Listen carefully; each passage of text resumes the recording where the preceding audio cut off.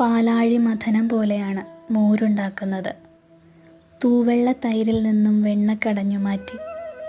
തക്രം ലഘുകഷായാമ്ളം ദീപനം കഫവാതചി ശോഭോദരർശോ ഗ്രഹണീദോഷ മൂത്രഗ്രഹാരുചി ഗുൽമപ്ലീഹഘൃതവ്യാപത് ഗരപാണ്ഡ്വാമയാഞ്ജയേത്. മോരിന് ഗുണങ്ങളേറെയെന്നാണ് അഷ്ടാംഗഹൃദയം പറയുന്നത്. മോര് ലഘുവാണ്. ആയതിനാൽ ദഹനത്തിനും അർശോരോഗികൾക്കും മോര് ഉത്തമം തന്നെ.